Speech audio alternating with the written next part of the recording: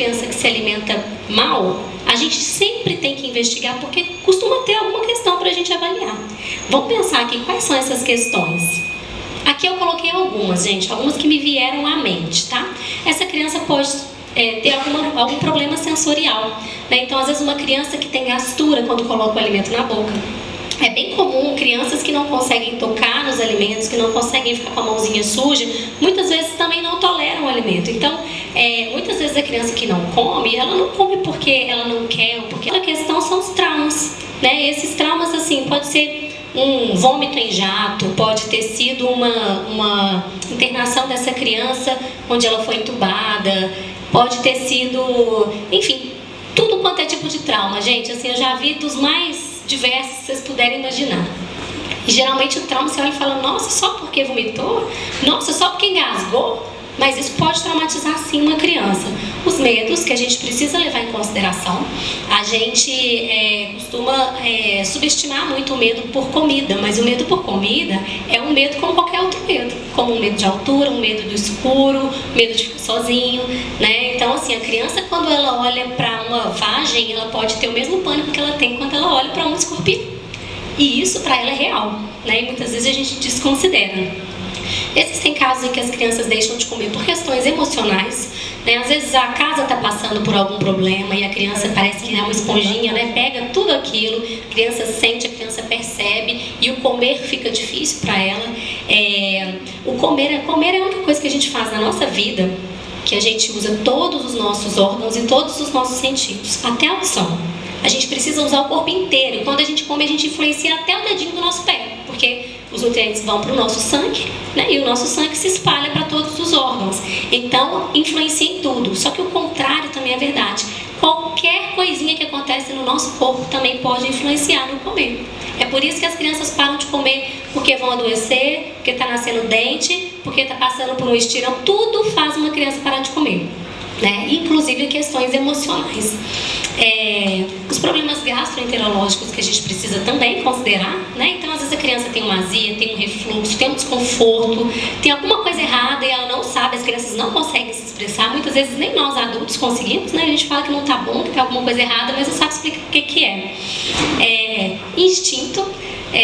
Eu tenho alguns casos de bebês que as mães, por exemplo, tentavam dar ovo pro bebê e o bebê empurrava o ovo, tentava dar ovo, o bebê empurrava o ovo, tentava de novo, uma hora, alergia, exatamente, né? Então existe isso também de ser instintivo. Às vezes a criança recusa um alimento ou outro, é claro que isso não justifica uma seletividade alimentar, mas recusar um alimento ou outro pode sim estar relacionado com a alergia. Inclusive, a alergia tem uma relação muito forte com essa questão dos traumas. Crianças, por exemplo, as crianças da PLV, né, que tem alergia à proteína do leite, que ficam por muito tempo sem poder consumir determinados alimentos, por risco mesmo das reações, são crianças que depois que elas são curadas, elas continuam com o mesmo medo e muitas vezes não têm coragem de experimentar porque ficou tão traumatizada com aquilo que não consegue virar a página, né? A repetição de padrão familiar, né? Então, às vezes a família se alimenta mal, até por uma questão de cumplicidade. Então, meu pai comia mal, então eu sou do time dele, sou igual a ele, né? E também pelos exemplos que a gente vê, que muitas vezes a gente imita. O baixo estímulo. Existem casas onde não é comum fazer uma compra e encher um carrinho, por exemplo, num sacolão, né? Onde não se come à mesa, onde não se faz almoço e jantar, então é toda aquela coisa meio tocada, né? Pede ali uma marmitex, faz assim, né? Compra lá rapidinho que tá faltando isso, vamos fazer tal prato, compra o ingrediente do prato. Então, às vezes a casa não tem muito estímulo, a criança não tem muito não recebe esse estímulo. Existem as questões comportamentais, que é a maioria, né? Que é quando a criança por exemplo, se descobre um ser humano ali perto dos 2 anos. Tem alguma professora com criança na cidade aqui? De 2? Você? É uma idade muito desafiadora, né? É a idade onde a criança se dá conta que ela é uma pessoa, que ela pode se impor, que se ela falar não, as pessoas realmente nem sempre conseguem falar sim pra ela, né? Porque tem coisa que ela realmente consegue mandar. Ela se vê no controle da própria vida e fala, que legal. E aí, muitas vezes, ela vai também fazer isso na alimentação. As fases de desenvolvimento, então a criança ela não se alimenta igualmente todos os dias. A gente passa na infância, né, por picos, por isso que a gente não especifica quanto uma criança tem que comer, porque isso varia, não é igual um adulto, que a gente fala, olha, você pesa tanto, sua altura é tal, né, o sexo tal, mais ou menos X calorias. para a criança é muito difícil a gente fazer isso, porque a criança, ela passa por picos, ela passa por estirões, e aí ela precisa comer muito para crescer, de repente ela cresce, o corpo entende que não precisa tanto, ela para, né? Aí vem aquele tanto de dente nascendo, aí o menino não consegue comer, de repente vem uma virose, o menino não consegue, aí ele vai, passa de novo por outro pico, volta a comer muito, e isso faz com que a alimentação da criança fique totalmente inconstante. E nós, por algum motivo, rotulamos que no dia que ela come muito, ela comeu bem, e no dia que ela comeu pouco, ela comeu mal. Mas na verdade ela só está se equilibrando de acordo com as reais necessidades dela. E muitas vezes, gente, as crianças, elas param de comer simplesmente para ser condizentes com quem ela é. A criança, quando ela está passando ali por mais ou menos uns 9 meses, é uma fase onde eles arremessam tudo no chão para a gente catar, né? O que eles fazem com a comida? Arremessam a comida. Tem uma fase em que as crianças começam a argumentar. Ali para os 4, 5 anos, eles aprendem aquele poder do argumento. O que eles vão fazer na hora da comida?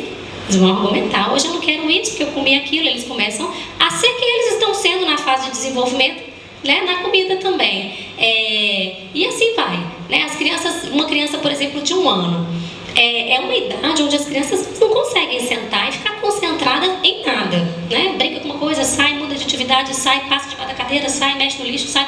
Eles ficam o tempo inteiro. Então, querer que essa criança sente e fique ali parada também é difícil. Por quê? Porque na hora de comer ela também vai querer sair. E muitas vezes não se trata de um problema nutricional. A criança só está sendo quem ela é no momento em que ela está vivendo. A gente não come só para ficar engolindo nutrientes. Se fosse assim, a gente vivia à base de gosma. Todo mundo comia uma gosma qualquer, um pó qualquer. E não, né? A gente usa todos os nossos sentidos, olfato, visão, paladar, tato, isso tudo está envolvido na alimentação. E as crianças também têm esse direito de conhecer o alimento. As crianças têm necessidade de pegar na comida. Eu não sei se vocês já repararam isso. Eles têm vontade de pegar, principalmente os pequenininhos, né? É a forma que eles têm de conhecer aquilo. Saber se pula, se está vivo, se vai voar. Essas coisas básicas que hoje a gente já sabe que não vão acontecer, as crianças vão descobrindo à medida que vão mexendo nos alimentos. Lembrar também sobre o poder das palavras. Vai passar mal? Não, porque ele não tem essa história com esse rótulo. E outra coisa, quando a criança está na escola, ela é uma no meio de um monte. E isso é bom, isso não é ruim. Ser tratado no coletivo é maravilhoso. A gente não tem que ser tratado só ali o tempo inteiro, filhinho único, vem cá na mamãezinha, né? Os nossos filhos estão sobrecarregados de tantas expectativas.